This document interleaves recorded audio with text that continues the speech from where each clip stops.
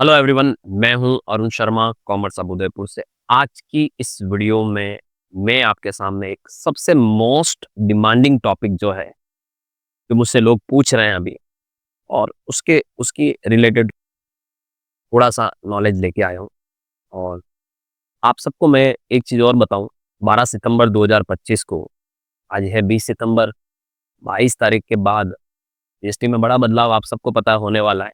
12 सितंबर को एक सर्कुलर जारी हुआ था जीएसटी डिपार्टमेंट सीबीआईसी ने, और उस सर्कुलर में डिस्काउंट से रिलेटेड जो अपडेट है और जो कंफ्यूजन मार्केट में फैला हुआ है, उसके ऊपर डिपार्टमेंट ने अपनी क्लैरिफिकेशन उस सर्कुलर में दी थी। अभी मैं आपको सर्कुलर भी बता देता हूँ, जो आपको इंटरनेट पे इजीली मिल जाएगा। ये वो सर्कुलर है, आप देख सकते हैं। इसका नंबर भी यहाँ पर आप देख सकते हैं। और ये आप ministry of finance, government of India, department of revenue ने ये 12 सितंबर की डेट को आप देख सकते हैं। सब्जेक्ट अगर हम बात करें तो क्लैरिफिकेशन था वेरियस जो डाउट्स हैं related to the treatment of secondary and post sale discount under GST, उसका ये पूरा क्लैरिफिकेशन है। ये आप आराम से जाके इसको पढ़ सकते हैं, रीड कर सकते हैं और समझ सकते हैं। अभी हम इसको थोड़ा सा डिटेल में पढ़ने वाले हैं कि क्या चीजें हैं जो हमें ध्यान में रखनी है, क्योंकि इनवॉइसिंग तो आप 2017 से कर रहे हैं, बिल तो आप 2017 से बना रहे हैं, लेकिन बहुत सारे लोग थोड़ा सा टेक्निकली गलत भी कर लेते हैं, तो बाद में उनको वो फिर बहुत ज़्यादा नुकसान उठाना पड़ता है। तो आज की इस वीडियो में मैं आपको 4 तरीके के, सॉरी 5 तरीके के डिस्काउंट के ऊपर बातें करेंगे, ठीक है? एक तो हम प्री डिस्काउंट के ऊपर बातें करेंगे, जो सर्कुलर के अनुसार हम बातें करेंगे। पोस्ट सेल डिस्काउंट के ऊपर बातें करेंगे। आफ्टर सेल डिस्काउंट के ऊपर बातें करेंगे, हालाँकि होता ये एक ही है। मैन्युफैक्चरर टू डीलर डिस्काउंट के ऊपर बातें करेंगे, और जो एंड कस्टमर से लिंक्ड डिस्काउंट्स होते हैं उन पे भी हम बातें करेंगे। तो मतलब कुल मिलाकर मेरी आज की वीडियो पूरी तरह से संबंधित है किसके? डिस्काउंट जो आप अपने बिजनेस में कस्टमर को देते लेते रहते हैं। आपको मिलता है मैन्युफैक्चरर से, डिस्ट्रीब्यूटर को मिलता है, डिस्ट्रीब्यूटर उस डिस्काउंट को पास करता है रिटेलर को, रिटेलर उस डिस्काउंट को हो सकता है पास करता है कंज्यूमर को। तो उस केस में डिस्काउंट के जो ट्रीटमेंट है, अब देखिए अगर आप कॉमर्स के स्टूडेंट है ना, तो आपको ये तो पता है कि यार डिस्काउंट कितनी प्रकार का होता है।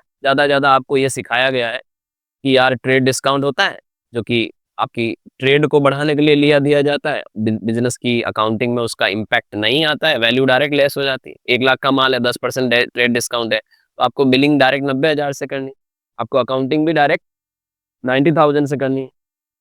दूसरी तरीके का जो डिस्काउंट होता है वो पोस्ट सेल डिस्काउंट होता है, जिसे हम कहते हैं कैश डिस्काउंट। तो वो बाद में जब आप बहुत ही जल्दी फास्ट कैश रिकवरी करने के लिए लिए दिए जाते हैं, तो वो आप अपनी बुक्स में ज़रूर दिखाते हैं, तो डिस्काउंट अलाउड और डिस्काउंट रिसीव करके। अकाउंटिंग के पॉइंट ऑफ व्यू से आप सभी समझते हैं डिस्काउंट 2 प्रकार के होते हैं, ट्रेड और कैश, और आप उसकी प्रॉपर अकाउंटिंग भी करते होंगे। लेकिन जीएसटी के दृष्टिकोण से डिस्काउंट को समझना बहुत ज़रूरी है। तो मेरी इस वीडियो में आपको मैं कंप्लीटली डिस्काउंट के सारे ट्रीटमेंट यहाँ पर दिखाऊंगा कि कौन सा डिस्काउंट आपकी बुक्स पर क्या असर डालेगा, जीएसटी के सिनारियो में क्या असर डालने वाला है, आईटीसी पे क्या असर डालने वाला है, और लाइबिलिटी जो आपकी टैक्स की बनती है उस पे क्या असर डालने वाला है। मतलब ये सप्लायर के लिए भी उतना ही इंपॉर्टेंट वीडियो है जितना रेसिपिएंट के लिए है, और एक कंज्यूमर के लिए भी इंपॉर्टेंट है, वहां पर एक मैन्युफैक्चरर के लिए भी इंपॉर्टेंट है। तो चलिए हम शुरुआत करते हैं आज के इस टॉपिक की। चैनल पे नए हो, देखिए पूरा वीडियो पहले, अच्छा लगे तो चैनल को सब्सक्राइब करिए, ओके। और प्रैक्टिकल अकाउंटिंग और जीएसटी और इनकम टैक्स की कंप्लायंस कोर्सेज के लिए आप लोग हमारी एप्लीकेशन को डाउनलोड करिए, और लिंक उसका जो है हमारे इसी वीडियो के डिस्क्रिप्शन में मिल जाएगा। चलिए शुरू करते हैं हम लोग। तो जैसा कि आप सभी को पता है कि 22 सितंबर 2025 से नवरात्रा से आपको जो बेनिफिट मिलने वाले हैं, आप गवर्नमेंट ने टैक्स में बहुत सारे बदलाव किए हैं, रेट स्ट्रक्चर चेंज किया है, कई सारे प्रोडक्ट्स की टैक्स रेट्स को कम किया गया है, कई सारे प्रोडक्ट्स जो हैं गवर्नमेंट ने एग्जेम्प्टेड कैटेगरी में डाले हैं। एक पूरी की पूरी टैक्स रेट को, 2 रेटों को हटा दिया गया, 28% और 12% को गवर्नमेंट ने एक तरह से खत्म कर दिया, एबलिश कर दिया। आज की तारीख में अब आपको ये ध्यान में रखना है कि आपका प्रोडक्ट या तो 40% में होगा, या 18 में होगा, या 5% में होगा, या फिर आपके प्रोडक्ट पर टैक्स की रेट्स बिल्कुल ही खत्म कर दी, एग्जेम्प्टेड की कैटेगरी में डाल दिया गया। हालांकि ये मेरा जो आज का वीडियो है वो रेट से संबंधित नहीं है, वो वीडियो पूरी तरह से डिस्काउंट से संबंधित है। लेकिन अगर रेट्स में होने वाले बदलावों का बुक्स पे किस तरीके से असर पड़ता है, तो आप इसी चैनल पे जो पिछले 4-5 वीडियो है उसको जरूर देखिएगा, ताकि आपको समझ में आए कि किस तरह से ये जो नया जीएसटी जिसे हम 2.0 कह रहे हैं, वो हमारे बिजनेस पे किस तरह से असर डालने वाला है। तो चलिए आज हम बातें करने वाले हैं pre discount, post sale discount, after sale discount, manufacturer to dealer discount और एंड कस्टमर लिंक डिस्काउंट के ऊपर। तो पहले थोड़ा सा बेसिक टर्मिनोलॉजी इसकी डिस्कस करते हैं कि व्हाट इज पोस्ट डिस्काउंट। देखिए प्री डिस्काउंट क्या होता है। प्री डिस्काउंट का मतलब ये होता है कि आप किसी भी प्रोडक्ट को या सर्विस को जब लेने जाते हैं, जैसे आप किसी शोरूम में गए और उस शोरूम के बाहर लिखा हुआ है कि 30% ऑफ, और आप शोरूम के अंदर गए, आपने वो प्रोडक्ट पसंद कर लिया और प्रोडक्ट मान लो 10,000 रुपए का है, तो आपको वो प्रोडक्ट वो सेल्समैन भी बोलेगा कि सर ये आपको 3,000 माइनस हो जाने वाला है, 7,000 में पड़ने वाला है। अब मुझे बताओ कि आपने उस प्रोडक्ट को खरीदा, उससे पहले ही उसने डिस्काउंट बोल दिया ना आपको। तो खरीदते वक्त ही आपकी प्राइस में से 3,000 रुपीज डिस्काउंट क्या हो जाना है, माइनस हो जाना है। ट्रेड डिस्काउंट जो होता है वो प्री डिस्काउंट ही होता है। बिल कितने का बनेगा, 7,000 का बनेगा। यानी जब बायर और सेलर आपस में एग्रीमेंट में आए और जब उसने अपनी वस्तु या सर्विस बेची और आपने उसके बदले में सेल कंसिडरेशन दिया, उसी वक्त आपने 7,000 दे दिया और उसने आपको 7,000 बोल दिया। तो जो प्री डिस्काउंट होता है उस पे तो आपको ज्यादा सोचना नहीं है, क्योंकि जीएसटी 7,000 पे लगेगा, यानी डिस्काउंट माइनस होने के बाद ही बिल बनने वाला है और जीएसटी 7,000 पे लगेगा और सामने वाली पार्टी को इनपुट भी 7,000 के ऊपर ही मिलने वाली। तो प्री डिस्काउंट में ज्यादा मतलब ट्रेड डिस्काउंट जो होता है वो तो ऑब्वियस सी बात है, कभी भी ध्यान देना कंसिडरेशन में से माइनस करके ही कंसिडरेशन आता है, मतलब कंसिडरेशन में उसको कंसिडर किया जाता है। कंसिडरेशन क्या होता है आपको मैं ये भी बता दूं कि देखिए आप समझिएगा टैक्सेबल वैल्यू क्या होती है। टैक्सेबल वैल्यू में आपको जीएसटी के नॉर्म्स के अनुसार बता रहा हूं, टैक्सेबल वैल्यू में ट्रांजैक्शन वैल्यू को जोड़ा जाता है। ट्रांजैक्शन वैल्यू सेलर और बायर के बीच में जो जो एग्रीगेट वैल्यू है, दोनों के बीच में जो टर्म डिस्कस हुआ है और जो दोनों पार्टियां मानी है जिस पर, वो transaction value. Any type of incidental charges, अगर सेलर कुछ चार्जेस जोड़ रहा है, सेलर ने बोला है कि सर हम आपको वहां पर भिजवाएंगे, आपकी प्रीमाइसेस पे 500 रुपए एक्स्ट्रा लगेंगे ट्रांसपोर्टेशन के। सेलर ने बोला है कि सर ये बड़ा डेडिकेटेड आइटम है, हो सकता है ट्रांसपोर्टेशन के दौरान डैमेज होने के चांसेस है, तो हम इसकी एक्स्ट्रा पैकिंग करवा के भेजेंगे, उसके सर 1,000 रुपए एक्स्ट्रा लगेंगे। सेलर ने बोला है कि कहीं रास्ते में नुकसान हो गया तो बड़ा नुकसान हो सकता है, तो हम इसका इंश्योरेंस, ट्रांजिट इंश्योरेंस करा के भिजवाएंगे। आपके साथ लेबर आएगी, इंस्टॉल करेगी, वो उसका आपको इंस्टॉलेशन चार्जेस देना होगा। ये सारे जो एक्सपेंसेस होते हैं, ये इंसिडेंटल एक्सपेंसेस होते हैं, ये उसी ट्रांजेक्शन वैल्यू में क्या कर दिए जाते हैं, एडिशनल चार्जेस के रूप में जोड़ दिए जाते हैं। और उसके अलावा अगर कोई थर्ड पार्टी पेमेंट किया गया है तो वो भी जोड़ा जाता है। जैसे कई बार क्या होता है, आप अपने एजेंट वगैरह को कमीशन बांधते हो, तो एजेंट के जरिए कोई सेल होती है तो एजेंट को क्या जाता है, कमीशन जाता है, तो आप उसको अपनी ट्रांजैक्शन वैल्यू में से माइनस नहीं करेंगे, उसको भी ऐड करेंगे और डिस्काउंट को यहाँ पर लेस किया जाता है। दिस इज द डिस्काउंट का मतलब होता है ट्रेड डिस्काउंट। मैं बातें यहाँ पर किसकी कर रहा हूँ, प्री डिस्काउंट या ट्रेड डिस्काउंट की कर रहा हूँ। तो ये सारी चीजें होती है। अब आप देखिए इसमें ये जुड़ा, ये जुड़ा, ये जुड़ा, लेकिन ये क्या हुआ, माइनस हुआ। तो प्री डिस्काउंट हमेशा टैक्सेबल वैल्यू निकालते वक्त माइनस किया जाता है, यानी ये कंसिडरेशन का पार्ट बनता है। कभी भी ये डिस्काउंट माइनस होने के बाद ही जीएसटी एप्लीकेबल होता है, यानी वो द टैक्सेबल वैल्यू जो होती है ना, वो डिस्काउंट लेस करने के बाद होती है, लेकिन वो प्री डिस्काउंट होता है, pre determined, pre sale discount. Post discount भी होता है, कई बार सेल कर देते हो, बाद में आप अपने उस कस्टमर को आप और डिस्काउंट देते हो और उसके बदले में फिर क्रेडिट नोट बना लेते हो, समझ रहे हो। कई बार ये भी होता है, दो पार्टियां आपस में लेन देन कर रही है, बिल 1 लाख का बन गया, बाद में इसने 5,000 का क्रेडिट नोट बना के सामने वाली पार्टी को भेज दिया कि ये डिस्काउंट है तेरे लिए, किसी वजह से, अभी डिस्कस करेंगे वजह वगैरह भी, और सामने वाली पार्टी ने उसकी आईटीसी रिवर्स कर दी, आपने अपनी लाइबिलिटी रिवर्स कर दी। तो क्या आप जेन्युइनली अपनी आईटीसी रिवर्स कर सकते हो, क्या आप लाइबिलिटी रिवर्स कर सकते हो, ये एक सवाल है जिसका आंसर आपको इस वीडियो में मिल जाएगा। तो पोस्ट डिस्काउंट में जीएसटी के ट्रीटमेंट और आईटीसी के ट्रीटमेंट क्या होंगे, उस पर बातें करेंगे। अच्छा, कई बार क्या होता है कि आपस में पार्टियां कमर्शियल या फाइनेंशियल क्रेडिट नोट इश्यू कर देती है एक दूसरे को। एक तरह से ये कई बार ये होता है कि इसका सप्लाई से कोई लेना देना ही नहीं होता है। जैसे अभी मैं आपको फाइनेंशियल या कमर्शियल क्रेडिट नोट क्या होते हैं उस पर थोड़ा सा चर्चा करूंगा, फिर आगे बढ़ेंगे हम कि ये क्या चीज होती है फाइनेंशियल और कमर्शियल क्रेडिट नोट, ठीक है। तो चलिए इस पे थोड़ी सी बातें करते हैं। देखिए क्रेडिट नोट एक ऐसा इंस्ट्रूमेंट होता है जिससे सप्लायर अपने बायर को इश्यू करता है। क्रेडिट नोट क्या होता है? सप्लायर बायर को इश्यू करता है। थोड़ा सा क्रेडिट नोट का कॉन्सेप्ट भी हम समझते हैं, ठीक है, और क्रेडिट नोट का दोनों पार्टियों पे क्या इंपैक्ट पड़ता है उसको भी समझते हैं। अब जैसा कि मैं आपको बताऊं कि जैसे मान लो कोई सप्लायर है, सप्लायर ए, और एक तरफ एक बायर है, बायर भी एक व्यापारी है। आप यूं मानो कि ये एक मैन्युफैक्चरर है सप्लायर, और बायर एक डिस्ट्रीब्यूटर है। दोनों पार्टियां रजिस्टर्ड है जीएसटी में। अब सप्लायर ने कोई वस्तु इधर बेची, समझना, भेजी, सेल की। मान लो सेल की जो टैक्सेबल वैल्यू थी टीवी, वो 1 लाख रुपए की थी। समझना इस कॉन्सेप्ट को ध्यान से। प्लस इसके ऊपर मान लो 18% जीएसटी लगता है, माना कि, तो 1 लाख पे सप्लायर ने बिल में कितना टैक्स जोड़ा होगा? 18,000 जोड़ा होगा, और उसने कितना भेज दिया होगा, कितने में भेजा होगा वो माल? 1,18,000 में। अब ये जो 1,18,000 होते हैं, आप समझिए टैक्स इनवॉइस बना होगा इसका। क्या बना होगा? Tax invoice. जब भी ये बिल बना होगा तो साफ तौर पे सप्लायर की ये 18,000 रुपए की लाइबिलिटी है जो गवर्नमेंट को चुकानी है। तो सप्लायर की वो क्या बन गई? टैक्स लाइबिलिटी बन गई। अगले महीने जब वो जीएसटीआर 3 भरेगा उसमें ये सरकार को पे करेगा आउटपुट टैक्स। रेसिपिएंट के लिए इनपुट टैक्स माना जाता है, अगर वो भी जीएसटी में रजिस्टर्ड है, B2B सप्लाई हो रही है, रेगुलर स्कीम में है, तो रेसिपिएंट अगले महीने के जीएसटीआर 3B में उसकी क्रेडिट क्लेम करेगा, जिसे हम कहते हैं आईटीसी क्लेम करेगा, इनपुट टैक्स क्रेडिट। मतलब इसको गवर्नमेंट को चुकाना, ये इसका दायित्व बन गया। इस वजह से दायित्व बना, सेल करने की वजह से बना, टैक्स इनवॉइस इश्यू करने की वजह से।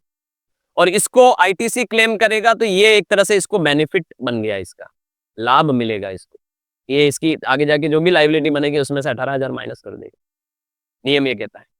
अब क्या होता है, कई बार सेल हो गई, टैक्स इनवॉइस बन गया, उसके बाद कई रीजन से आप उसके अगेंस्ट में सप्लायर, याद रखिएगा, कई बार क्या होता है, post supply, post sale, sale होने के बाद कई तरह के ऐसे रीजन बन जाते हैं जिन रीजन की वजह से सप्लायर को, रेसिपिएंट को क्रेडिट नोट इश्यू करना पड़ता है। क्या करना पड़ता है? क्रेडिट नोट इश्यू करना पड़ता है। क्रेडिट नोट एक ऐसा इंस्ट्रूमेंट है जो इस टैक्स इनवॉइस के इफेक्ट को रिवर्स करता है। क्या करता है?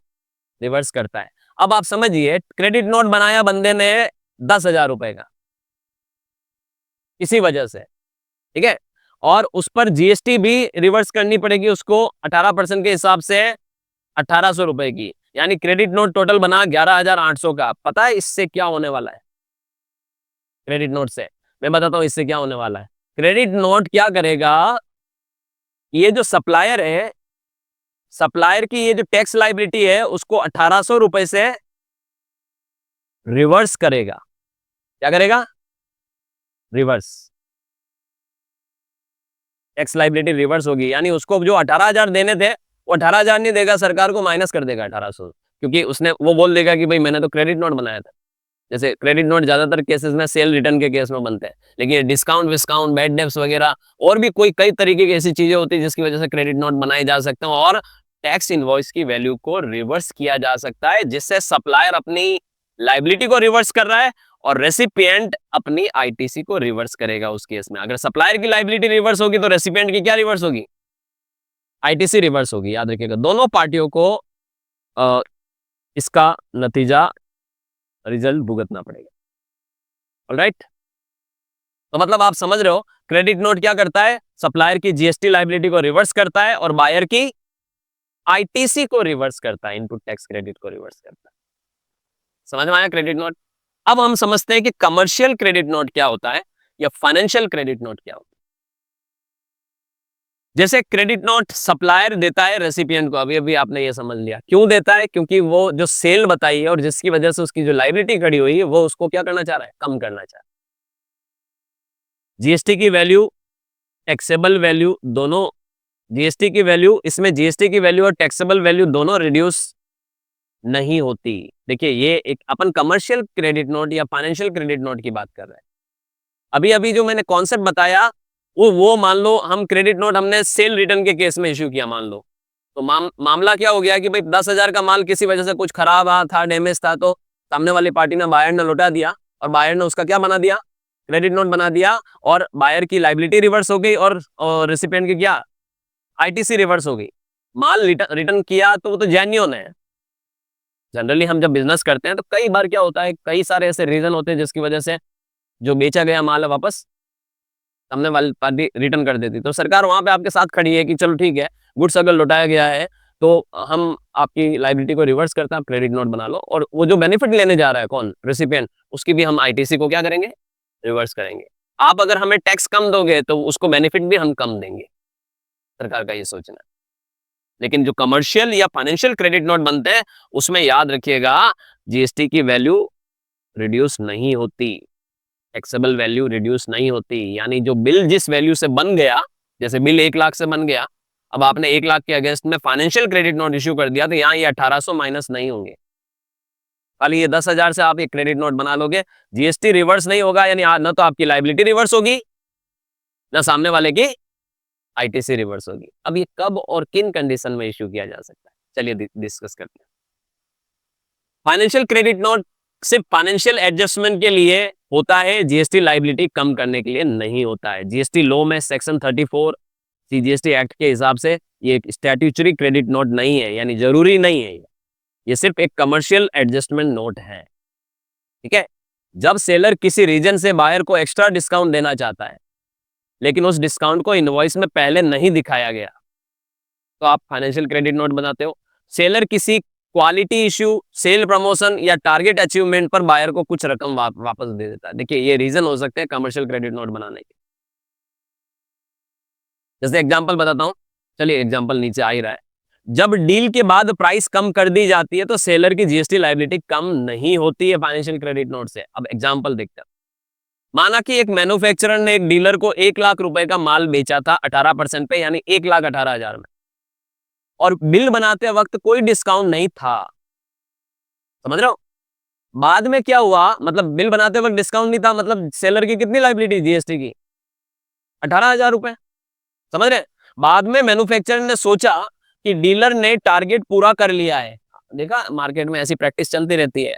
एक मैन्युफैक्चरर, एक कंपनी अपने डीलर को क्या देती है, टारगेट देती है कि अगर आपने हमारा 1 करोड़ का बिजनेस दे दिया नवरात्रि के सीजन में तो हम आपको 5% डिस्काउंट देंगे।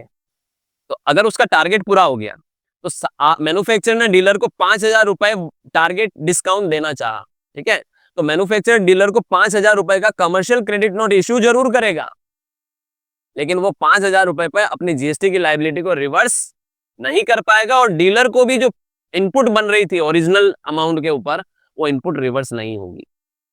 कमर्शियल या financial credit note GST post GST discount है या पोस्ट सप्लाई डिस्काउंट है, उसका जीएसटी की लायबिलिटी पर सप्लायर के कोई असर नहीं आएगा। सप्लायर अगर ये गलती कर रहा है कि वो क्रेडिट नोट में जीएसटी को भी क्या कर रहा है, रिवर्स कर रहा है, तो ये गलत बना रहा है वो क्रेडिट। यानी आपने ये एक्स्ट्रा 5,000 रुपए का डिस्काउंट उसके किसी पर्टिकुलर काम को पूरा करने की वजह से दिया है। ओरिजिनल इनवॉइस की जीएसटी की लायबिलिटी कम नहीं होगी, आईटीसी डीलर को, सामने वाले डीलर को पूरी पूरी मिलेगी, आईटीसी रिवर्स नहीं होगी। याद रखिएगा, नियम है ये, मैं ऐसे ही बातें नहीं कर रहा हूं, ये नियम है सीजीएसटी एक्ट के सेक्शन 34 के अंतर्गत कि कमर्शियल एडजस्टमेंट नोट कर रहे हो आप एक तरह से, this is not a statutory credit note. माल बेचा और माल लौटा दिया पार्टी ने तो मान सकते हैं कि ये एक बिजनेस की रूटीन एक्टिविटी है, तो इस केस में दोनों पार्टियों की एक की लायबिलिटी रिवर्स होने वाली, एक की आईटीसी रिवर्स होने वाली। लेकिन ये तो एक अलग ही मामला है आपका और उसके बीच का मामला है, इसमें डिपार्टमेंट या सरकार क्या करेगी। ऐसे तो कल को कोई कुछ भी इधर उधर साठ गांठ करके डिस्काउंट बना देंगे, ये कमर्शियल एडजस्टमेंट नोट बना देंगे, और गवर्नमेंट को बार बार अपनी लायबिलिटी को क्या करवाएंगे, रिवर्स करवाएंगे। सो ये याद रखिएगा। ठीक है, एक और एग्जांपल देखते हैं क्वालिटी इश्यू वाला। अगर किसी होलसेलर ने रिटेलर को 50 एलईडी बल्ब 500 रुपए के हिसाब से बेचे, यानी 25,000 रुपए का ये माल हुआ, 18% जीएसटी में मान लो 29,500 का बिल बना, डिलीवरी हो गई साहब, माल पहुंच गया, बिल पहुंच गया, फिर रिटेलर ने होलसेलर को कंप्लेन की कि इसमें से 2 बल्ब खराब निकले हैं। अब 500 रुपए का एक बल्ब था, मतलब 1,000 रुपए का माल क्या हुआ है, खराब निकला है। अब रिटेलर ने बोला है कि मैं ये वापस आपको भेज दूं क्या, तो खराब बल्ब का वो होलसेलर वापस मंगवा के करेगा भी क्या, तो होलसेलर बोलेगा कि नहीं आप मत भेजो, एक काम करो आप प्राइस कम कर दो, आप मुझे है ना 29,500 की जगह कितना देना, 28,500 देना। अब समझिए 29,500 में आपका 18% जीएसटी शामिल था और एक तरह से 1,000 रुपए अब वो कम लेगा कौन? होलसेलर। तो होलसेलर 1,000 रुपए का कमर्शियल क्रेडिट नोट देगा किसको? रिटेलर को, ताकि वो अपनी बुक्स में उसको एडजस्ट कर पाए। बुक्स में तो रिटेलर मतलब एक तरह से आप समझो, बुक्स में तो जो रिटेलर एज अ डेटर 29,500 था, अब उससे आएगा कितना? सिर्फ 28,500। 1,000 रुपए आप डिस्काउंट में डालोगे ना, तो इस डिस्काउंट के लिए आपको कमर्शियल क्रेडिट नोट देना होगा, लेकिन जीएसटी रिवर्स नहीं होगा। आपकी लाइबिलिटी तो वो 25,000 के ऊपर ही बनेगी, न कि 24,000 के ऊपर। सामने वाले को आईटीसी उस 25,000 पे ही मिलेगी, न कि 24,000 पे। न जीएसटी की लाइबिलिटी सप्लायर की कम होने वाली, रिवर्स होने वाली है, न रेसिपिएंट की आईटीसी रिवर्स होने वाली, because this is commercial credit note. Adjustment, माल खराब निकल गया, दोनों पार्टियों ने आपस में एग्री कर लिया, ठीक है 2,000 कम देना, 1,000 कम देना, एडजस्टमेंट ओनली। क्रेडिट नोट बनाओ, लेकिन जीएसटी लाइबिलिटी रिवर्स नहीं होगी। जीएसटी लाइबिलिटी रिवर्स करनी है तो फिर आइटम इनवॉइस की तरह क्रेडिट नोट बनाना पड़ेगा, दोनों बल्ब लौटाने पड़ेंगे, उसे सेल रिटर्न बताना पड़ेगा, तब जाके आपको उसका क्या मिलेगा? बेनिफिट पे। तो रिटेलर ने पूरा 29,500 पे किया, बाद में 1,000 का अलग से डिस्काउंट एडजस्ट कर लिया गया। जीएसटी लाइबिलिटी सेलर की 29,500 पे ही रहेगी और रिटेलर की आईटीसी 4,500 पे ही मिलेगी। आई थिंक आपको समझ में आ गया होगा कमर्शियल क्रेडिट नोट। वापस आते हैं ऊपर की तरफ कि फाइनेंशियल या कमर्शियल क्रेडिट नोट का असर क्या होता है। कोई असर नहीं होता है जीएसटी की जो टैक्सेबल वैल्यू पर, कोई फर्क नहीं पड़ता। ये एक अलग से एडजस्टमेंट है जो दोनों पार्टियां आपस में मिलकर करती है। ना तो एक की लाइबिलिटी कम होने वाली, ना दूसरे की आईटीसी कम होने वाली।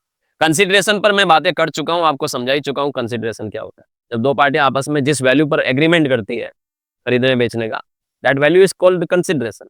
Okay, now come to the point. Circular number 251/08 2025 जो कि 12 सितंबर 2025 को सीबीआईसी ने इशू किया है। हम उसके एक एक कॉन्सेप्ट के ऊपर थोड़ा डिटेल में बातें करते हैं। चलिए सबसे पहले पढ़ते हैं हम पोस्ट सेल डिस्काउंट और आईटीसी का उसके ऊपर इंपैक्ट। पोस्ट सेल डिस्काउंट यही था जो अभी हमने डिस्कस किया था। पोस्ट का मतलब क्या होता है? बाद में। सेल का मतलब क्या होता है? बेचने के बाद अगर कोई डिस्काउंट देते हो तो। आज आपने बेच दिया, बिल बना के दे दिया, 3 दिन बाद आप सामने वाली पार्टी को कोई डिस्काउंट दोगे तो वो पोस्ट सेल डिस्काउंट होगा। जैसे आप अपनी भाषा में कैश डिस्काउंट कहते हो। क्या कहते हो?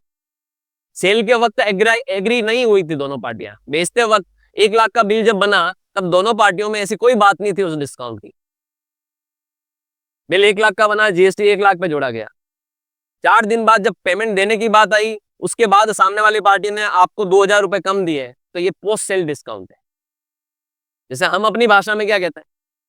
कैश डिस्काउंट कहते हैं। ना तो रेसिपिएंट की आईटीसी रिवर्स होने वाली है, ना सप्लायर की लायबिलिटी रिवर्स होने वाली, लेकिन कुछ केसेस में होता है। केसेस में भी डिस्कस करें।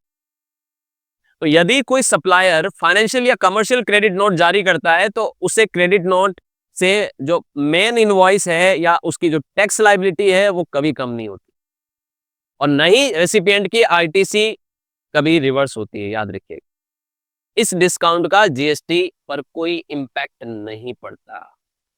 अकाउंटिंग में अगर मैं एंट्री की बात करूं तो ध्यान से देखिएगा कि एंट्री कैसे होती है पोस्ट सेल डिस्काउंट की, और हम अपनी बुक्स में कैसे करते हैं।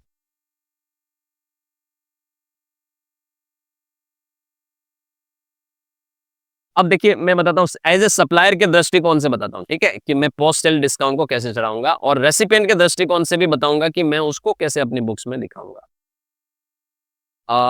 यहाँ पर हम दो अलग अलग डेट में इन एंट्रियों को करते हैं। जो पहली डेट है, जैसे यहाँ पर मैं ले रहा हूँ कि जैसे आज मैंने ये 20 सितंबर को 2025 को किसी को कुछ माल बेचा, तो आप सबको पता है कि जब आप बेचते हो तो सामने वाली पार्टी जो होती है, जैसे यहाँ पर आप मान लो कि ये है एबीसी लिमिटेड सप्लायर और ये है XYZ लिमिटेड रेसिपिएंट, ठीक है, दोनों पार्टियां हैं, दोनों के बीच में यहाँ लेन देन हो रहा है।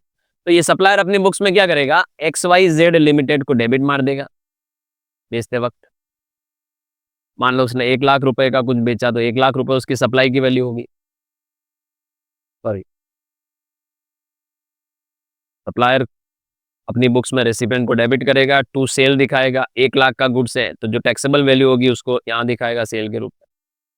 मान लो टू आउटपुट आईजीएसटी दिखाएगा, सपोज मामला इंटर स्टेट का है तो आउटपुट IGST, दूसरे राज्य, एक ये दोनों पार्टी अलग अलग राज्य में एक दूसरे को लेन देन कर रही है, तो ये 18,000 रुपए का मान लो GST जोड़ेगा और टोटल बिल कितना बन जाएगा, तो ये एंट्री करेगा वो तब जब वो बेचेगा, तो ये इसे कहते हैं सप्लाई के दिन ये एंट्री करेगा, और इसी दिन आपका जो टैक्स इनवॉइस बनेगा वो इसी वैल्यू से बनेगा। तो मतलब आपने कितना टैक्स जोड़ा बिल में, 18,000 रुपए। अच्छा, सामने वाली पार्टी भी तो अपनी बुक्स में सेम डे क्या एंट्री करेगी, आप ये भी तो देखो, सामने वाली पार्टी अपनी बुक्स में क्या करेगी, वो क्या करेगी यहाँ पर, उसके लिए तो परचेज है, तो परचेज को क्या करेगी, डेबिट करेगी, उसका माल 1 लाख का है तो 1 लाख से डेबिट करेगी, उसके लिए ये इनपुट है, तो इनपुट IGST को भी डेबिट करेगी 18,000 से, उसको इनपुट लेनी है इसकी, तो इसलिए डेबिट करेगी, और टू सप्लायर यानी टू में वो बता देगा ABC लिमिटेड, इसको ये बताएगा कि मुझे 1,18,000 रुपए इस पार्टी को देने हैं, ये क्रेडिटर हो जाएगा इसकी बुक्स में। अब देखिए, आप समझिए 5 दिन बाद 25 सितंबर को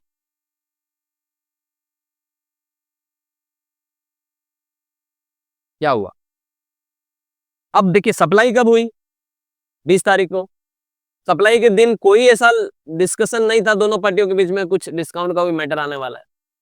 अब 5 तारीख को क्या हुआ है, जब पेमेंट देने की बात आई, तो XYZ ने, जो कि रेसिपिएंट ने, सप्लायर को ये बोला कि सर आपने जो माल भेजा उसमें से 10% माल ब्रेकेज है, मतलब टूटा फूटा आया, मान लो क्रॉकरी आइटम था, और मैंने आपको उसी दिन उसका, जब मैंने उस उसकी जो पैकिंग खोली, तभी मैंने उसका वीडियो बना के आपको भेज दिया। अब बताओ कितना देना है। अब साहब कांच का आइटम था, क्रॉकरी आइटम, 10% जो टोटल माल भेजा गया उसका डैमेज था। अब वो टूटे हुए ग्लास तो आप वापस मंगवाने सर है, सप्लायर उसको तो वापस नहीं मंगवाएगा, सप्लायर ज्यादा ज्यादा क्या करेगा, उस ब्रेकेज को एक्सेप्ट करेगा, उसके क्लेम को, रेसिपिएंट के क्लेम को एक्सेप्ट करेगा, वो बोलेगा कि ठीक है एक काम करो यार 90,000 दे, 10,000 माइनस कर दो, राइट। अब आप आपस में इस तरीके का देखो, माल लौटाया नहीं जा रहा है, तो ट्रेड एक्टिविटी, वो जो सेल रिटर्न वाली बात हो रही है वो तो यहाँ हो नहीं रही है, सिर्फ एक आप कमर्शियल क्रेडिट नोट इश्यू करोगे डिस्काउंट का, तो इसका मतलब ये होगा कि ये जो रेसिपिएंट है ये इस 1,18,000 में से 10,000 रुपए के आइटम की वैल्यू को क्या कर देगा, लेस कर देगा, और ये सामने वाली पार्टी को उस दिन कितना पेमेंट करेगा पता है, 1,08,000, कितना, तो 1,08,000 रुपए की एंट्री ये जब पेमेंट करेगा तो ये इस पार्टी को डेबिट, ये जो पार्टी है ना 1,18,000 से, इसको क्रेडिट करेगा, ये सॉरी इसको डेबिट करेगा, जैसे 1,18,000 से इसकी बुक्स में एक क्रेडिट में चल रही है, तो ABC लिमिटेड को ये क्या करेगा, पूरी वैल्यू से डेबिट करेगा, या फिर आप यूं मान के चलो कि 1,08,000 से डेबिट करेगा, ठीक है, माना कि मैं अलग अलग एंट्री बता देता हूँ आपको, तो टू पेमेंट करेगा तो इसका जो भी बैंक होगा वो ये इसको क्रेडिट कर देगा 1,08,000, एक तरह से देखिए इस एंट्री से क्या हुआ, 1,18 में से 1,8 माइनस हो गया, लेकिन आपकी बुक्स में वो पार्टी सप्लायर में यानी क्रेडिटर में अभी भी 10,000 रुपए से पड़ी हुई है, तो ये 10,000 रुपए का सेम डे एक और एंट्री अपनी बुक्स में पास करेगा, वो किस ब्याह पे पास करेगा वो भी मैं बताता हूँ अभी आपको, उसमें ये 10,000 से उस पार्टी को क्या करेगा, डेबिट करेगा, डेबिट 10,000 से, और टू डिस्काउंट रिसीव्ड, इसको क्या मिल रहा है, डिस्काउंट मिल रहा है, तो डिस्काउंट रिसीव बता देगा 10,000 रुपए, परचेज रिटर्न तो हुआ नहीं, समझ रहे, परचेज रिटर्न हुआ होता तो यहाँ परचेज रिटर्न क्लेम करते हैं, ये परचेज रिटर्न तो है नहीं, तो अब आपने उसे किस तरह से ट्रीट किया, डिस्काउंट, तो इसे कहते हैं post discount, commercial credit note. अच्छा, ये एंट्री किस में करोगे आप, अगर आप एक अकाउंटेंट हो तो आप ये एंट्री डेबिट नोट में करोगे, रेसिपिएंट किस में करेगा, डेबिट नोट में करेगा, जो उसको सप्लाई के बाद डिस्काउंट मिला। अच्छा मुझे एक बात बताओ, इसमें कहीं पर भी वो जो इनपुट IGST था, आपने इन दोनों एंट्री में कहीं पर भी उसको रिवर्स किया गया, कमर्शियल क्रेडिट नोट का मीनिंग यही होता है कि आप उसको रिवर्स नहीं करते हैं, आपने जो ITC ओरिजिनल परचेज अमाउंट पे जो मिलनी है वो मिलनी है, इसमें यहाँ कुछ इंपैक्ट नहीं आने वाला। अच्छा, ये सप्लायर क्या एंट्री करेगा, सप्लायर ये एंट्री करेगा कि इसके पास जब पैसा आएगा तो ये बैंक अकाउंट डेबिट कर देगा, इसके पास पैसा कितना आएगा, 1,08,000, और किससे आया साहब, XYZ से आया तो XYZ लिमिटेड को ये क्या कर देगा, सेम अमाउंट से क्रेडिट कर देगा, ये रिसिप्ट में एंट्री करेगा।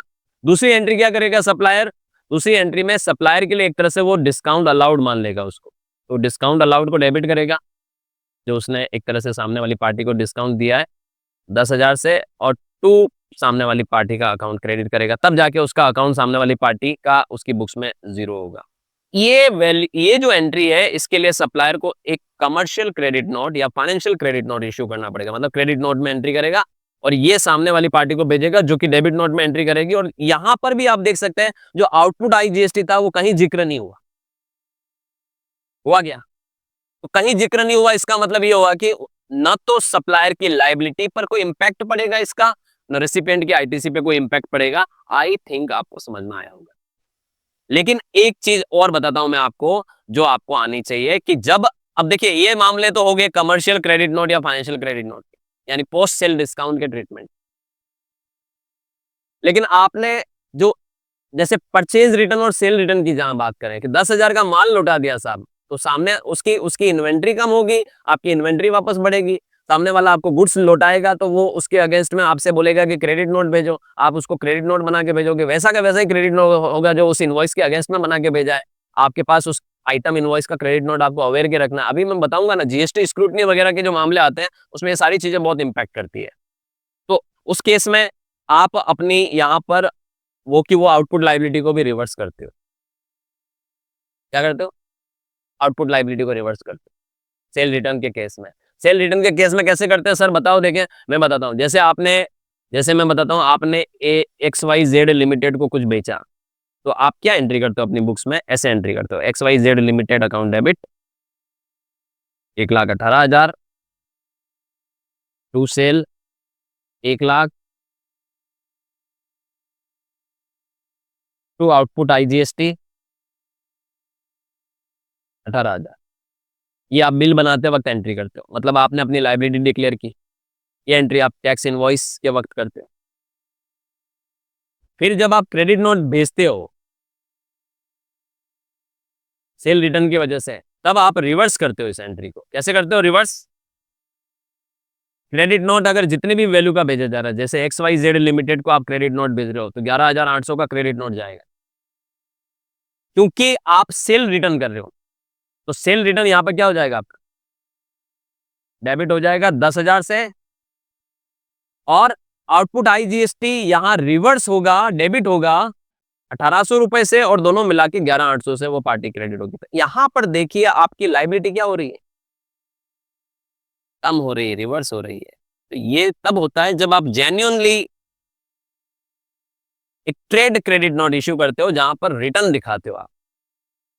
क्लियर, सेम एंट्री और रेसिपिएंट की बुक में भी होती है, जहां पर वो भी अपनी ITC को क्या करता है, रिवर्स करता है।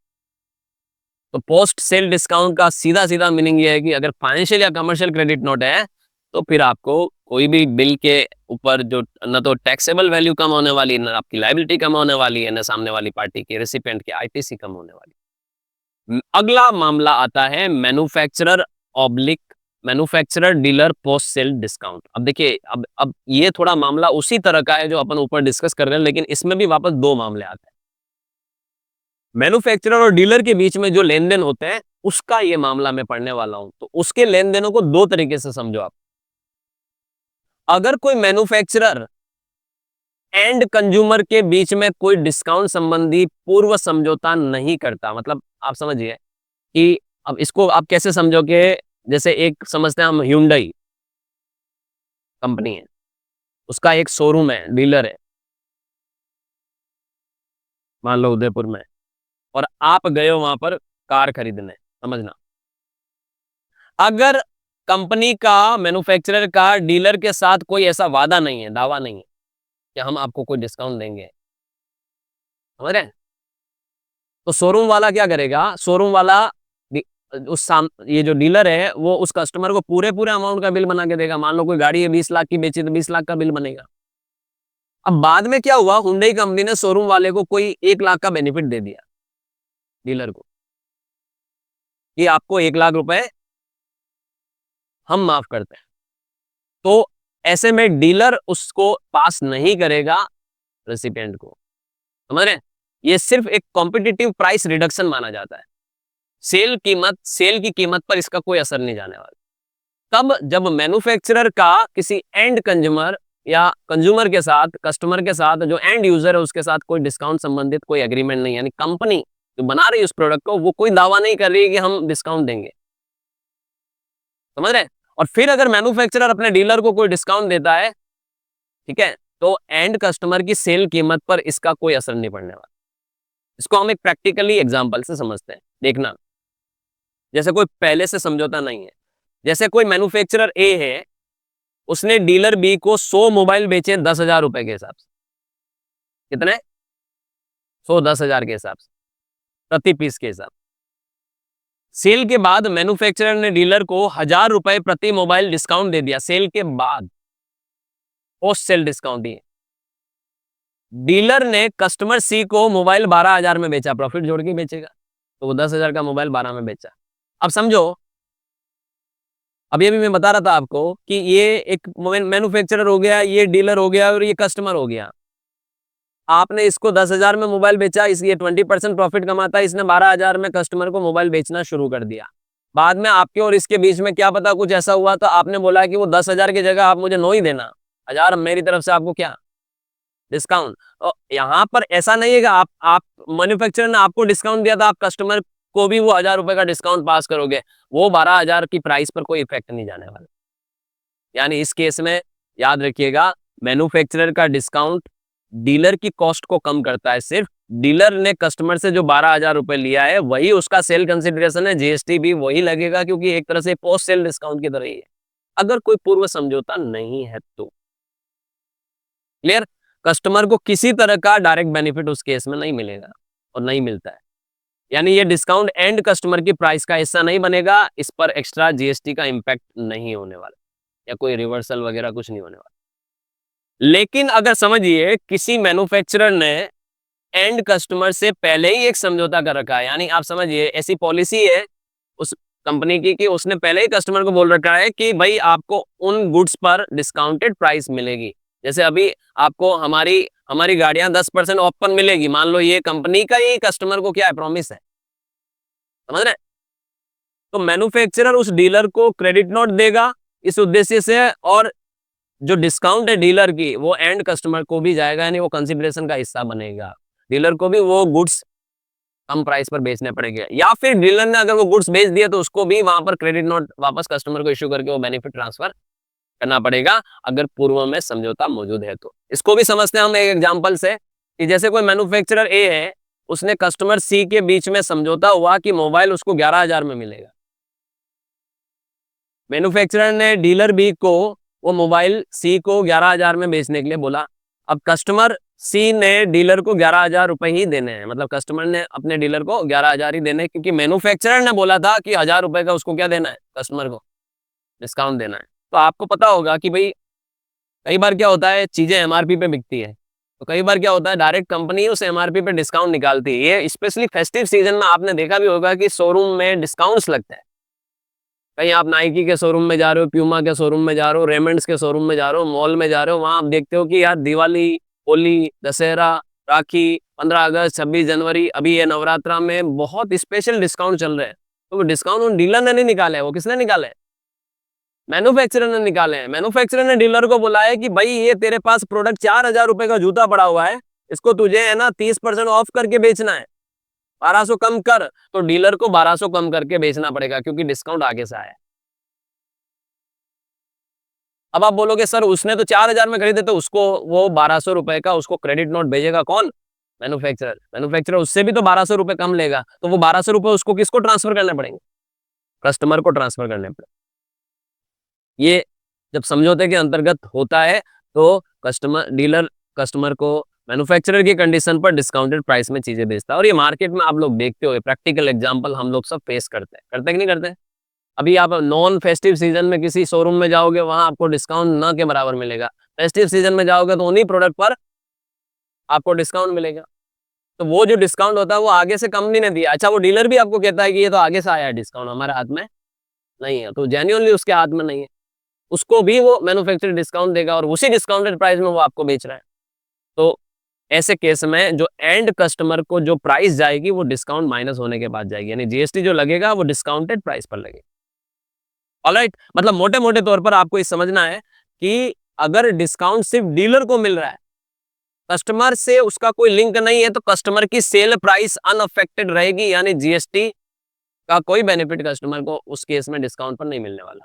लेकिन अगर डिस्काउंट कस्टमर तक पहुंचा जा रहा है प्री एग्रीमेंट के तहत, तो कस्टमर की सेल प्राइस में से जीएसटी माइनस होगा और जीएसटी हमेशा डिस्काउंटेड प्राइस पर लगेगा। इतना ध्यान रखें। आई थिंक समझ में आ गया होगा। आगे बढ़ते हैं। कई बार क्या होता है, डिस्काउंट प्रमोशनल या सर्विस एक्टिविटी के बदले में भी दिया जाता है। किसके बदले में? प्रमोशनल या सर्विस एक्टिविटी के बदले में भी दिया जाता है। यदि किसी डिस्काउंट का संबंध डीलर के द्वारा किसी विशेष प्रमोशनल या मार्केटिंग सेवाएं देने से है, जैसे एडवर्टाइजिंग, को ब्रांडिंग, स्पेशल डिस्प्ले, एग्जीबिशन इत्यादि, तो यह सर्विस मानी जाएगी अगर पहले से डिसाइडेड है तो। और इसका फिर डीलर सेपरेटली सर्विस का बिल बनाएगा और उस पर जीएसटी लेगा। यदि ऐसी कोई सेवा पहले से डिसाइडेड नहीं है, तो डिस्काउंट सिर्फ खरीद की कीमत को कम करने का एक साधारण तरीका है, वो सर्विस नहीं माना जाएगा। एग्जाम्पल से समझते हैं दोनों चीजों को। Discount plus promotional service conditional, ठीक है। तो कंडीशंस यहां पर पढ़ते हैं। जैसे मैन्युफैक्चरर ए ने डीलर बी को कहा कि अगर तुम मेरे प्रोडक्ट का न्यूज़पेपर एडवर्टीजमेंट करोगे या होर्डिंग लगाओगे या कहीं किसी शोरूम में जाके स्पेशल डिस्प्ले करोगे या कोई मॉल में जाके आपको ऐसी एक्टिविटी कराओगे जिससे हमारा प्रोडक्ट क्या हो, बिके, सेल बढ़े, तो मैं तुम्हें 1,00,000 रुपए का डिस्काउंट दूंगा। डीलर ने केवल माल नहीं खरीदा बल्कि मैन्युफैक्चरर ए के कहने पर सर्विस भी दी, प्रमोशनल और ब्रांडिंग की। तो ये 1,00,000 रुपए सर्विस की सप्लाई मानी जाएगी, कंसिडरेशन माना जाएगा। ठीक है, क्या माना जाएगा? कंसिडरेशन माना जाएगा। डीलर को इस सर्विस पर जीएसटी चार्ज करना होगा। डीलर बिल बनाएगा मैन्युफैक्चरर को इस 1,00,000 रुपए का, और वो जीएसटी लेगा बकायदा, क्योंकि वो भी रजिस्टर्ड है और गवर्नमेंट को वो जीएसटी देगा क्योंकि उसने सर्विस दी है। अब आप इसको ऐसे समझिए, ये है मैन्युफैक्चरर और ये है डीलर। मैन्युफैक्चरर डीलर को 10 करोड़ का माल सप्लाई किया, लेकिन उसने डीलर को यह भी बोला कि अगर आप प्रमोशन करते हो तो हम आपका 1,00,000 माइनस कर देंगे। तो अब ऑब्वियस सी बात है, डीलर जब उसको पैसा देगा तो वो 1,00,000 रुपए क्या करेगा? कम करेगा। लेकिन डीलर को फिर उसको 1,00,000 का बिल भी बना के देना है, क्योंकि ये सर्विस की सप्लाई मानी जाएगी और उस 1,00,000 पे डीलर को जीएसटी लेके देना पड़ेगा। तो उधर से वो भले ही मैन्युफैक्चरर उसका क्रेडिट नोट बना के दे देगा और वो 1,00,000 माइनस कर देगा, डीलर ये सर्विस सप्लाई मानी जाएगी। समझ रहे हैं? क्योंकि आप कोई एक्टिविटी कर रहे हो जिसकी वजह से आप उस पैसे को कम करवा रहे हो, तो उसका वो माइनस कर लेगा, लेकिन आपको फिर आपके लिए तो ये सप्लाई कंसीडर होगी। आपने उसको अपनी क्या दी? सेवा दी। लेकिन डिस्काउंट बिना किसी सर्विस कंडीशन के, जैसे मैन्युफैक्चरर ए ने कहा कि अगर तुम 500 टीवी खरीदोगे तो मैं तुम्हें 500 रुपए प्रति टीवी डिस्काउंट दूंगा। डीलर बी ने कोई एक्स्ट्रा प्रमोशनल सर्विस नहीं दी, ये सिर्फ एक बल्क परचेज पर होने वाला डिस्काउंट है, तो इसे सिर्फ प्राइस रिडक्शन माना जाएगा। ये अलग से जीएसटी इस पे नहीं लगेगा, मतलब कोई जीएसटी इस पे, जीएसटी का इम्पैक्ट नहीं होने वाला। वो डिस्काउंट मिल भी गया तो डिस्काउंट पूरे के पूरे वैल्यू पे लगेगा। वो जो डिस्काउंट है वो जीएसटी रिवर्स नहीं होगा, मतलब ना तो इसकी लायबिलिटी कम होगी ना उसकी आईटीसी कम होगी। इस केस में, ऊपर वाले केस में, इसकी लायबिलिटी भी कम होगी और उसकी आईटीसी भी कम होगी।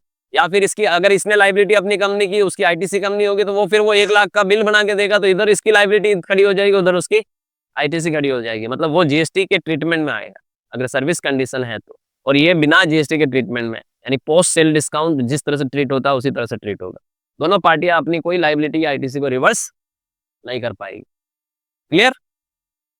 आगे बढ़ते हैं। मतलब समरी एक लाइन में अगर अपन बात करें तो डिस्काउंट प्लस प्रमोशनल एक्टिविटी को सर्विस माना जाता है, जीएसटी लगेगा। और डिस्काउंट सिर्फ एक नॉर्मल प्राइस कट है तो उसको सर्विस नहीं माना जाएगा, जीएसटी का कोई इंपैक्ट नहीं होने वाला। ठीक है, अगला है जीएसटी कौन सी कीमत पे देना होता है। जीएसटी हमेशा डिस्काउंटेड प्राइस पे दिया जाता है, और वो डिस्काउंटेड प्राइस पे तब दिया जाता है जब बिल बनता है और बिल बनते वक्त जो कीमत तय होती है। लेकिन कई बार आप सेल करने के बाद जो डिस्काउंट लेते देते हो वो सिर्फ प्राइस रिडक्शन माना जाता है, जीएसटी की कोई भी रिवर्सल उसके ऊपर नहीं होती। मतलब कैश डिस्काउंट पे आपको कोई जीएसटी रिवर्स नहीं मानना। ट्रेड डिस्काउंट वैसे ही कट जाता है और उसी प्राइस पे लगता है। जैसे ट्रेड डिस्काउंट का मतलब होता है 1,00,000 का माल है साहब, 10% ऑफ पर बेच रहे हो तो आपको जीएसटी 90,000 पे कैलकुलेट करना है, सीधी सी बात है। लेकिन 90,000 में से बाद में मान लो सामने वाली पार्टी ने 88,000 ही आपको दिए, तो 2,000 रुपए का आप क्रेडिट नोट जरूर बना के भेजोगे, लेकिन जीएसटी रिवर्स नहीं होगा उस 2,000 के। Alright, central board of indirect tax and custom ने बहुत क्लियर कर दिया है कि पोस्ट सेल डिस्काउंट जो कि सिर्फ बिक्री बढ़ाने के लिए हो, बिना किसी पोर्टल प्रमोशनल या एडवर्टाइजिंग के, जीएसटी के दायरे में नहीं आएगा। आईटीसी जो प्राप्त करते को मिलती है, मतलब जो रेसिपिएंट को मिलती है, उसको उसे वापस रिवर्स करने की जरूरत नहीं है। That's it. एग्जाम्पल हम ऑलरेडी डिस्कस कर चुके हैं, मैं दोबारा नहीं करूंगा। तो मतलब प्री और आफ्टर सेल डिस्काउंट में जो फर्क है वो आप समझ लीजिए कि प्री डिस्काउंट आपका डिस्काउंटेड प्राइस पर जीएसटी का कैलकुलेशन होगा, और जो पोस्ट डिस्काउंट या आफ्टर सेल डिस्काउंट होता है उसके ऊपर किसी तरह का जीएसटी का कोई इंपैक्ट नहीं होने वाला, ना लायबिलिटी रिवर्स होने वाली सप्लायर की, ना रेसिपिएंट की आईटीसी रिवर्स होने वाली है।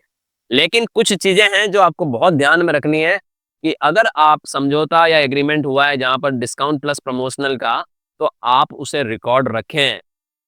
कौन देगा, कब देगा, किस समय देगा, किस काम को करने के लिए देगा, ये सारी चीजें आपके पास डॉक्यूमेंटेशन होना बहुत जरूरी है, क्योंकि उस केस में सप्लायर अपनी लायबिलिटी को रिवर्स कर रहा है, रेसिपिएंट अपनी आईटीसी को रिवर्स कर रहा है। तो उस केस में डिपार्टमेंट कभी भी आपसे क्रॉस क्वेश्चन कर सकता है या डॉक्यूमेंट्री एविडेंस मांग सकता है। क्रेडिट नोट बना के रखो, ध्यान देना, क्या बना के रखो, क्रेडिट नोट बना के रखो। बिल में सही कीमत दिखाओ। अगर आप बिल बनाते वक्त अगर डिस्काउंट दे रहे हो तो बिल में उस डिस्काउंट को मेंशन करो कि हमने डिस्काउंट दिया है, क्योंकि टैक्स तो उस प्राइस पे कैलकुलेट होगा ना जो डिस्काउंटेड प्राइस होगी, ठीक है। और आईटीसी के मामलों की रिवर्सल को भी जरूर समझिए, क्योंकि देखिए एक चीज समझिए, अगर सप्लायर अपना कान मरोड़ गया तो रेसिपिएंट को भी उसका रिवर्स कान मरोड़ना है, ठीक है। क्यों, मतलब इसका मतलब क्या होता है कि सप्लायर अगर अपनी लायबिलिटी को रिवर्स करेगा तो आपको अपनी आईटीसी रिवर्स करनी पड़ेगी। Got it.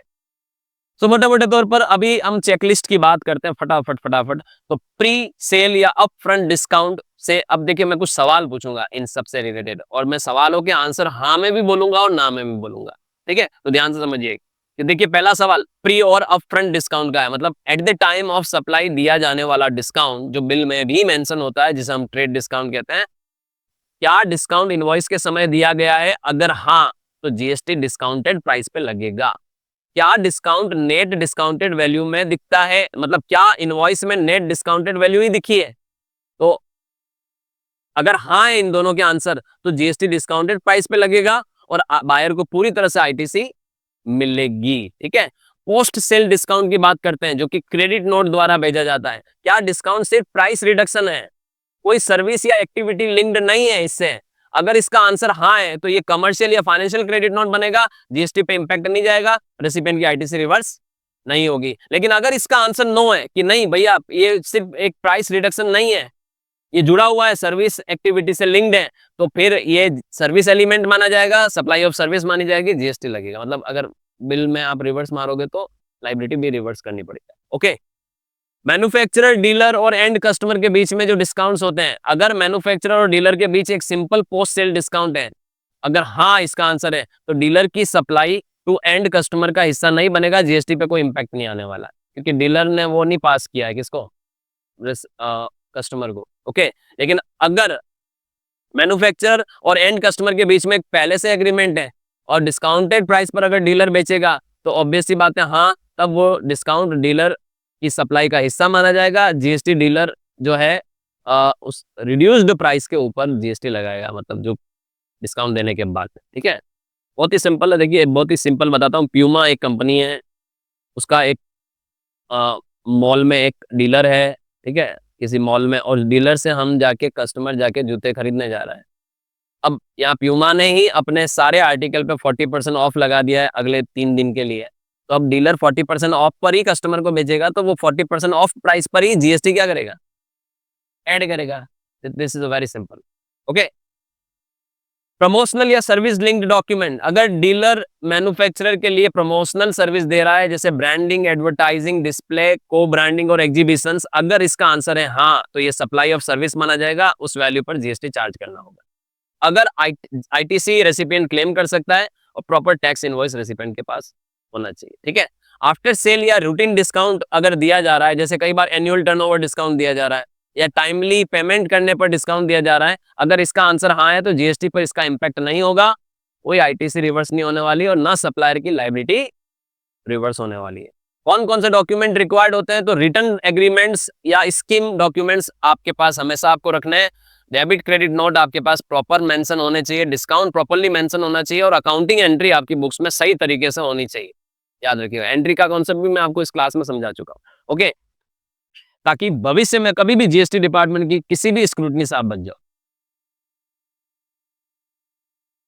ITC related checks की बात करूं तो सप्लायर ने क्रेडिट नोट जो आपको इशू किया है, जीएसटी लायबिलिटी रिड्यूस की है, अगर हाँ तो रेसिपिएंट को भी उतना ही आईटीसी रिवर्स करना पड़ता है। लेकिन अगर नहीं, सप्लायर ने नहीं रिवर्स किया अपना, ठीक है, तो ये सिर्फ कमर्शियल या फाइनेंशियल क्रेडिट नोट है तो आपको आईटीसी रिवर्स नहीं करना है। सीधा सीधा सिंपल। कंप्लायंस टिप्स की बात करें तो जब भी कोई डिस्काउंट स्कीम आप लॉन्च करते हो, आप उसका जीएसटी इंपैक्ट जरूर चेक कर लें। GST liability net discounted price पर ही डिस्चार्ज करें। मतलब आप जो बिल बना रहे हो ना उसमें आप डिस्काउंट दिखा दो बस। अगर आपने बिल में डिस्काउंट दिखा दिया और देखिए बिल बना रहे हो 10,000 का कोई प्रोडक्ट बता रहे हो बिल में, आपने उसका 80% डिस्काउंट ऑफ कर दिया, मतलब 8,000 माइनस कर दिया और अब आपके नेट प्राइस कितनी आई 2,000। आपने उस 2,000 पे जीएसटी जोड़ा और बिल में ये मेंशन है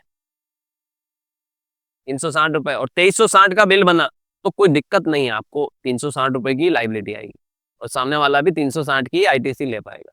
बिल के वक्त ही आपने क्या बता दिया, डिस्काउंट बता दिया। लेकिन अगर बिल में डिस्काउंट नहीं था और बाद में आप अपनी एंट्रियां पास कर रहे हो डिस्काउंट की बुक्स में और अपनी लायबिलिटी को रिवर्स कर रहे हो तो वो आपके लिए डेंजरस हो सकता है, क्योंकि उसका फिर आपके पास एविडेंटेड डॉक्यूमेंट्स होने चाहिए। ऑलराइट, सो आई होप आपको ये पूरा का पूरा जो क्राइटेरिया है डिस्काउंट का और जीएसटी का जो इम्पैक्ट है मेरी इस वीडियो से समझ में आया होगा। और सारी तरह के डिस्काउंट और प्री जीएसटी, पोस्ट जीएसटी या मैन्युफैक्चरर, डीलर एंड कस्टमर वाले जो डिस्काउंट्स हैं या जो सर्विस लिंक्ड डिस्काउंट है, उन सब डिस्काउंट पे मैंने आपको थोड़ी सी डिटेल में बातें की है और ये आई विश कि आप अपनी अकाउंटिंग में इसको कंसीडर करें, बिलिंग में कंसीडर करें और किसी तरीके की गलती ना करें। एक चीज़ और मैं आपको कहना चाहूँगा, कई बार हम एडुकेटर होते हैं, हम लोग आपकी सुविधा के लिए सब चीज़ें कंटेंट क्रिएट करते हैं।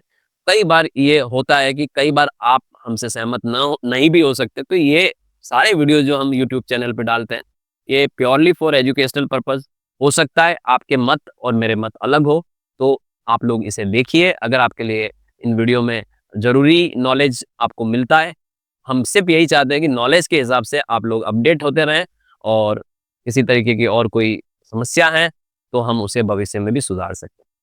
Thank you so much.